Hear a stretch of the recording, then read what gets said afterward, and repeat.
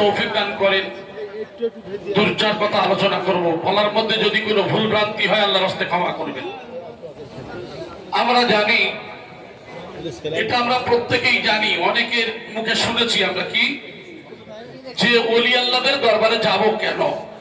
যদিও আমার আজকের বয়ানের ছিল সুদ সম্পর্কে বলা, চেষ্টা করব কিছুক্ষণ সময় সুদ সম্পর্কে বয়ান আপনারা শোনেন, তারপরে হুজুর কেবলার হুকুম। আসলে আমি যে আয়াতে কারিমা পড়েছি এটা তো আপনারা নামাজে পড়েন, ইহদিনাস সিরাতাল মুস্তাকিম সিরাতাল লাযিনা আন'আমতা আলাইহিম, পড়েন না? পড়েন না? পড়েন। আমরা তো সব সময় বলি আমরা কোন পথে চলতে চাই বলেন তো দেখি? সঠিক পথ, সরল পথে চলতে চাই। আল্লাহর কাছে আমরা কিন্তু দোয়া করি যে আমাদের সরল সঠিক পথ দেখান। কোন সরল সঠিক পথ? যেটা আমরা বলে থাকি সিরাতে মুস্তাকিম, সিরাতাল লাযিনা আন'আমতা আলাইহিম, তোমার নিয়ামত প্রাপ্ত বান্দাদের, ওই নিয়ামত প্রাপ্ত বান্দাদের পথ। অতএব এখানে কথাটা ভালো করে একটু বুঝতে হবে। আমরা আল্লাহর কাছে দোয়া চাই। আমরা কিন্তু যারা এখানে আছি, গোটা পৃথিবীর সমস্ত ইমানদার মুমিন যারা, আমরা কিন্তু যে যে সিলসিলা যাই হোক না কেন, সবার ভাষা কিন্তু একটাই, ইহদিনাস সিরাতাল মুস্তাকিম সিরাতাল লাযিনা আন'আমতা আলাইহিম। এখন এই সঠিক পথ, সত্যের পথ, এই সিরাতে মুস্তাকিমের পথ অনুসরণ অনুকরণ যে করব, তাহলে এই পথে চলতে গেলে কাদের অনুসরণ অনুকরণ করব? কাদের অনুসরণ অনুকরণ করব? দেখেন এখানে আল্লাহ পাক রব্বুল আলামিন সূরা নিসা 69 নম্বর আয়াতের মধ্যে কি সুন্দর করে বললেন। আল্লাহ সুবহানাহু ওয়া তাআলা তার মধ্যে জানিয়ে দিলেন কাদের পথ অনুসরণ করবে ওই সঠিক পথে চলতে গেলে। কি বললেন? আল্লাযীনা আন'আমা আল্লাহু আলাইহিম মিনান নাবিয়্যিন ওয়াস-সিদ্দীকিন ওয়াশ-শুহাদা'i ওয়াস-সালিহিন ওয়া হাসুনা উলাইকা রাফীকা।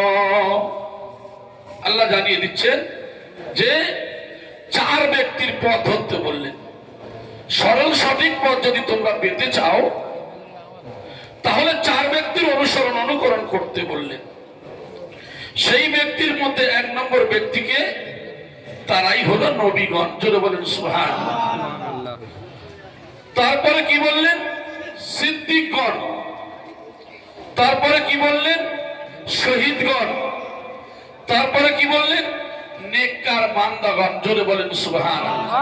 তারাই হলো কামেল ওলি আল্লাহ। আরেকটু জোরে বলি সুবহানাল্লাহ। তাহলে আল্লাহ কিন্তু জানিয়ে দিলেন যে সরল পথ, সঠিক পথ যদি পেতে হয় তাহলে তোমাদের কি করতে হবে?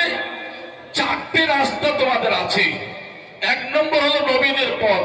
অতএব আজকের কিন্তু আমাদের নবী নাই, নবী চলে গেছে। সাহাবায়ে কেরাম, তাবেঈনদের যে পথ, এক একটা শহীদগণের যে পথ, সালেহীনদের যে পথ আমরা এখন বর্তমানে পেয়েছি, অর্থাৎ কামেল ওলি আল্লাহর যে সময় সেটাই আমরা পেয়েছি। তাহলে আমরা এই পথ অনুসরণ অনুকরণ করব। আল্লাহ কিন্তু জানিয়ে দিলেন। অন্য আয়াতে আমাদের মাওলানা সাহেব, মুফতি সাহেবরা তারা বলেছেন, ইয়া আইয়ুহাল্লাযীনা আমানুত্তাকুল্লাহ ওয়া কুনু মা'আস সাদিকিন। হে ঈমানদারগণ, আল্লাহকে ভয় করো আর সত্যবাদীদের সঙ্গ লাভ করো। জোরে বলি সুবহানাল্লাহ। তাহলে সঠিক পথ, সরল পথ পেতে গেলে নবীর পথ, নবী নাই, এই যে এক এক পরস্পরা, শেষে বললেন এই কামেল ওলি আল্লাহদেরকে অনুসরণ করতে বললেন কে? আল্লাহ সুবহানাহু ওয়া তাআলা। জোরে বলি সুবহানাল্লাহ। এখন আমাদের মাওলানা সাহেবরা তো প্রায় বলছেন যে পৃথিবীর কোন রোগ যদি হয় আপনারা কি করেন? আমরা কি করি? ডাক্তারের কাছে যাই, ডাক্তার ওষুধ দেন। কিন্তু আমাদের দিলের যে হয়েছে, দিলের রোগ হয়েছে। আমাদের মুফতি সাহেব বলতে গিয়ে এখান থেকে আবার অন্য সাইডে চলে গিয়েছেন। এই জন্য করে আমি এখান থেকে একটু টাচ দিয়ে দিচ্ছি, কারণ এই যে দিলের যে রোগ হয়েছে, এই দিলের রোগের ডাক্তারটাকে আজকের কিন্তু নবী নাই। যাদের কথা কোরআনে বলা হয়েছে পরস্পর এই দরজাগুলো চলে গেছে। শেষ দরজা হলো এই কামেল ওলি আল্লাহ, ইনারা হলেন রুহের ডাক্তার। জোরে বলি সুবহানাল্লাহ। আমাদের মওজুদা মাস্টার সাহেবকে দিনেশন হুজুর কিবলা দামাত বরকাতুল মাদাজুল আলিয়া প্রায় রবিবারই এই কথাটা বলেন যে এই দিলের ডাক্তার, রুহের ডাক্তার হলো কামেল ওলি আল্লাহ। এই কামেল ওলি আল্লাহ তারা রুহের চিকিৎসা করবেন। আমাদের মধ্যে যে রূহ, দিল, আত্মা, কলব যে ভাষায় বলেন, আপনি যখন একটা গুনাহ করেন একটা দাগ পড়ে যায়, আরেকটা গুনাহ করেন আরেকটা দাগ পড়ে যায়। এক কথায় আপনি যদি নামাজ না পড়েন, রোজা না রাখেন, যাকাত না দেন, হজ না করেন, দান ধ্যান যদি না করেন, মিথ্যা কথা বলেন, যত রকম খারাপ কাজ রয়েছে সেই কাজগুলো করার পরে আপনার ওই দিলের মধ্যে এক একটা করে দাগ পড়ে যাওয়ার কারণে ওই দিলটা কালো সিয়া অন্ধকার হয়ে গেছে, মানে দিলের রোগ ধরে নিয়েছে। এই দিলের রোগ ধরার কারণে সে কিন্তু আর ভালো মন্দ কিছু বুঝতে পারছে না। না বোঝার কারণে কি বলছে, এই শ্রেণীর মানুষেরা বলছে কামেল ওলি আল্লাহর দরবারে গিয়ে কি হবে। এই শ্রেণীর মানুষেরা বলছে যে রোজার সময় হাক্কানি আঞ্জুমান যে ইফতার বলেন যে হালাল পয়সা দিয়ে করতে হবে, এই হালাল পয়সা দিয়ে যে ইফতারের বিষয় হাক্কানি আঞ্জুমান যে নিয়ম নীতি দিয়েছে, এখন আমরা অনেকেই জানি অন্যান্য পয়সা দিয়ে বিভিন্ন জায়গা থেকে ইফতারের যে ব্যবস্থা করা হয়, এই ইফতার কিন্তু বিভিন্ন ফল ফলাদি অনেক কিছু থাকে। এখন আমাদের রুহের যাদের রোগ হয়ে গেছে, আমরা কিন্তু কি বলি, আমরা বলি কোথায় হারাম। আজান গাছি রহমাতুল্লাহ দরবার খালি বলে হারাম হারাম, তো এই হারামটা কোথায়? এ তো আমরা দেখতে পাচ্ছি আপেল, কলা, লেবু, বিভিন্ন ফলমূল দেখতে পাচ্ছি, কিন্তু হাক্কানি আঞ্জুমান কি করে বলে এটা হারাম আছে, এটা অমুক আছে। আসলে এই দিলের রোগ হয়েছে। এই দিলের রোগকে সারাতে গিয়ে কামেল ওলি আল্লাহরা যুগে যুগে অর্থাৎ মুজাদ্দিদরা 100 বছর পরে একজন করে আসবেন। আজকের সেই মুজাদ্দিদ হলেন সুফি মুফতি আজান গাছি রহমাতুল্লাহ আলাইহি। তিনি কি করলেন, এই কোরআন হাদিসকে বাস্তবে রূপ দিতে গিয়ে তিনি বললেন, বাবা তোমার চোখে তুমি দেখতে পাচ্ছ কি ওটা আপেল আছে, কলা আছে, লেবু আছে, কিন্তু তোমার দিলের রোগ হয়ে গেছে, তোমার দিলটা অন্ধকার হয়ে গেছে। তোমার ওই অন্ধকার দিলটা ওই যে কামেল ওলি আল্লাহর দরবারে যখন আসবে, আসার পরে কামেল ওলি আল্লাহর যে নেক নজর অর্থাৎ তার যে কোরআন হাদিসের বাণী, এই যে দিলের চিকিৎসা করিয়ে দিলেন। আর দিলের চিকিৎসা যখন করলেন যে বাবা ওটা তুমি আপেল দেখছো, কলা দেখছো, লেবু দেখছো, কিন্তু হারাম পয়সা দিয়ে যখন হয় ওটা আপেল, কলা, লেবু থাকে না, ওই অন্তর চোখ দিয়ে দেখো ওটা অবৈধ, ওটা হারাম জিনিস আছে। সুবহানাল্লাহ। কিসের চিকিৎসা হলো? এটা দিলের চিকিৎসা হলো, রুহের চিকিৎসা হলো। তাহলে এই রুহের চিকিৎসা কারা করেন? আজকের বর্তমান জামানায় আজকের রসুল নাই, নবী নাই, শহীদগণ নাই, কিন্তু আজকের কামেল ওলি আল্লাহরা আছেন। এই কামেল ওলি আল্লাহরা কি করছেন? এই যে বিনা কাজায় 5 ওয়াক্ত নামাজ, কোরআনী ওজিফা, রিজকে হালাল, সাধ্যমতো তাকওয়া পরহেজগারি যে কথাগুলো বলছেন, যেমন তিনিও এই কথা বলেছেন তার মধ্যে যে আজকের বর্তমান জামানায় আপনারা ইউটিউব অনেক জায়গায় আপনারা দেখে থাকেন, আমরা অনেকেই বলে থাকি কি যে এই যে আজান গাছি রহমাতুল্লাহ দরবারে সুদকে কি বলে, এই যে এটা হিন্দুস্তানের মাটি, এখানে সুদ জায়েজ আছে, এখানে কোনো সমস্যা নাই। তিনি এমন একজন রুহের ডাক্তার, তিনি বললেন না, কোরআন India, Bangladesh, Pakistan, Japan, German, আরব তার জন্য কোরআন আলাদা নয়। কোরআনের বাণী যে রয়েছে আল্লাহ সুবহানাহু ওয়া তাআলা দিয়েছেন, কোরআনে কারীমের মধ্যে আল্লাহ বললেন, ইয়া আইয়ুহাল্লাযীনা আমানুত্তাকুল্লাহ ওয়া দারু মা বাকিয়া মিনার রিবা ইন কুনতুম মুমিনিন। হে ঈমানদারগণ, আল্লাহকে ভয় করো কি বললেন? হে ঈমানদারগণ, আল্লাহ ঈমানদার বলে সম্বোধন করলেন। কি বললেন? আল্লাহকে ভয় করো, আর যার কাছে যতটুকু সুদ আছে তোমরা ছেড়ে দাও। ইন কুনতুম মুমিনিন, যদি তোমরা মুমিন হও।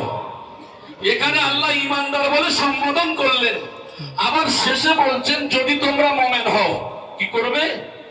সুদকে ছেড়ে দাও। এখানে অনেক ব্যাখ্যা আছে, আমি যাচ্ছি না, সময় কম। তাহলে ছোট্ট কথায় আমার মোর্শেদ সবসময় বলেন, বাবা এখানে 1 থেকে নিয়ে বড় বড় স্কলার পর্যন্ত এখানে আছেন, তাহলে এমন ভাষা দিয়ে কথা বলবে যেটা যেন সবাই যেন বুঝতে পারে। কামিল ওলি আল্লাহদের হিকমতের কথা এগুলো। জি, তো যাই হোক, এই যে সুদ আল্লাহ সুবহানাহু ওয়া তাআলা যে বললেন যে হে ঈমানদারগণ আল্লাহকে ভয় করো, আর যার কাছে যতটুকু সুদ আছে ছেড়ে দাও, যদি তোমরা আমি আল্লাহ, আমি রব, আমাকে বিশ্বাস করে থাকো। যদি না করো কি হবে? আল্লাহ পরের আয়াতে বললেন, সূরা আল বাকারার 279 নম্বর আয়াতের মধ্যে, ফাইল্লাম তাফআলু ফাআযানু বিহারবিন মিনাল্লাহি ওয়া রাসূলিহি। আমি আল্লাহ আমার রাসূলের সঙ্গে যুদ্ধের ঘোষণা রইল।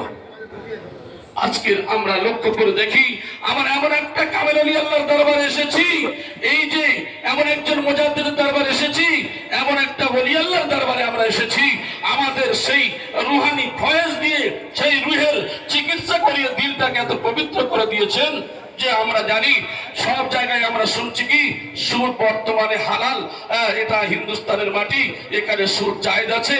কিন্তু হাক্কানি আঞ্জুমান কি বলছেন? কোরআনের আয়াতকে তুলে ধরে বলছেন না, কোনো ক্রমেই এই যে কিয়ামত পর্যন্ত সুদের বিরুদ্ধে জিহাদ থাকবে। হাক্কানি আঞ্জুমানের জন্য বলেন সুবহানাল্লাহ। কোথা থেকে বললেন? কোরআনের আয়াত থেকে দলিল দিয়েছেন, কোরআনের আয়াত থেকে দলিল দিয়েছেন। সুদ কেন আমাদের হারাম বলা হয়েছে? সুদ এই জন্য করে হারাম, সুদ গরিবকে আরো গরিব বানিয়ে দেয়, সুদ গরিবকে আরো গরিব বানিয়ে দেয়। ইসলাম মানে যে শান্তি, ইসলাম মানে যে নিরাপত্তা দেয়, কিন্তু সুদ এসে বাঁধিয়ে দিয়েছে অশান্তি। ছোট্ট উদাহরণ দেব, মনে করুন কারোর মেয়ের বিবাহ হবে, 1 লাখ টাকার দরকার, বিপদে পড়েছে। বিপদে পড়ার পরে একজন ব্যক্তির শরণাপন্ন হলো যে ভাই আমাকে কিছু টাকা দেন। এখন সে এমনি দিতে চায় না, কিসে দেবে? সুদে দেবে। 1 লাখ টাকা যদি নাও তাহলে দিনে তোমার 500 টাকা করে সুদ দিতে হবে। আমি উদাহরণ দিয়ে বলছি।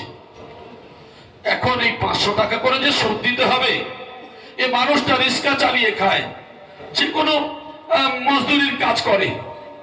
এই মানুষটা এখন মেয়ের বিবাহের জ্বালা নিতেই হবে, এখন নিয়েও নিয়েছেন। বিবাহ হয়ে গেল, তারপরে তিনি কি করছেন? সকালবেলা বার হলেন, তার কাজে বার হয়ে গেলেন। রোজগার মনে করুন 500, 600, 300 যখন যেমন হয়। এই যে ইনকাম করে যে আনলেন, মনে করুন প্রথম দিন ইনকাম হলো 500 টাকা, সুদ দিতে হবে কত? 500 টাকা।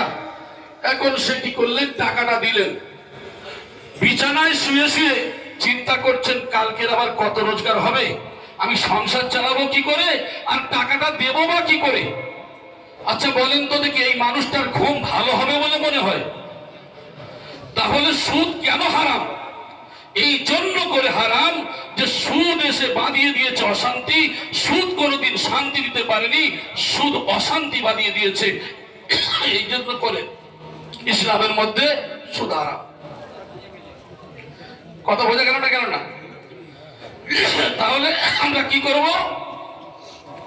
এই রুহের ডাক্তার আমাদেরকে চিকিৎসা করিয়ে দিচ্ছেন, এই চিকিৎসা করে দিয়ে আমাদের পাক পবিত্র করিয়ে দিচ্ছেন। অথচ এই জন্য করে আমরা আমাদের মুর্শিদ যেমন বলে দিচ্ছেন বাবা সুদ হারাম, আর তার যুক্তিগুলো যখন দেখিয়ে দিচ্ছেন, হাক্কানি আঞ্জুমানের যারা মুরিদ মুতাকিন আছে এরা কি করে? আজকের দেখেন খেতে পায় না এমন মানুষ আছে যারা খুবই কষ্টের সঙ্গে জীবন যাপন করে। প্রকৃত হাক্কানি আঞ্জুমানের মুরিদ যারা, যত কষ্ট হোক না কেন, তারা কি করে? সুদের ধারে কাছে যায় না। জোরে বলেন সুবহানাল্লাহ। সুবহানাল্লাহ। ইয়ামহাকুল্লাহুর রিবা ওয়া ইউরবিস সাদাকা। হ্যাঁ, যে সুদ কি করে? মানুষের মালকে কমিয়ে দেয়। দান মানুষের মালকে বাড়িয়ে দেয়। জোরে বলেন সুবহানাল্লাহ। কিভাবে বাড়ায়? আপনি বাহ্যিক দিক থেকে দেখছেন আপনার আসছে, কিন্তু আজকের আপনার বিবির অসুখ, ছেলের অসুখ, মেয়ের অসুখ, স্বামী স্ত্রী অশান্তি, হুজুর কেবলার কাছে প্রায় তো ফোন করেন, খুশিদা হুজুর কেবলার কাছে ফোন করতেন। দেখবেন আমাদের মুর্শিদরা কি বলেন, বলে বাবা তোমার কটা অ্যাকাউন্ট আছে গো, তোমার কোন অ্যাকাউন্ট আছে নাকি, সুদের কোনো ব্যাপার আছে নাকি? হুজুর আমার নেই। বলে বাবা ভালো করে দেখো না গো। জি ভালো করে দেখো না। দেখতে দেখতে দেখা গেল কি হলো, তার অটোমেটিক সুদের হিসাব করে দেখা গেল সুদটা রয়েছে। বলছে বাবা ওই যে তুমি যে ঈমানদার, তোমার মধ্যে শয়তান কেন পুশ করেছে, শয়তান ওখানে প্রবেশ করেছে, ওই সুযোগের রাস্তাটা তুমি করে দিয়েছো। তাহলে কি করতে হবে, ওর থেকে তোমাদের বাঁচতে হবে। সেই বাঁচার রাস্তাটা এই রুহের ডাক্তার, দিলের ডাক্তার, এই হাক্কানি আঞ্জুমান শরীয়ত আজম গাছী রহমাতুল্লাহ আলাইহির পরপর খলিফাগণ আমাদেরকে সেই চিকিৎসা করিয়ে পাক ও পবিত্র করিয়ে দিচ্ছেন। জোরে বলি সুবহানাল্লাহ। সুদ সম্পর্কে ইনশাআল্লাহ অন্য সময় আরো আলোচনা হবে, কারণ টাইম অনেক হয়ে গেছে। তবে আমি আপনাদেরকে একটাই অনুরোধ করব, যে আমার আপনার মুর্শিদ যে কথাগুলো বলছেন আমাদের এই দিনকে পরিষ্কার করার জন্য।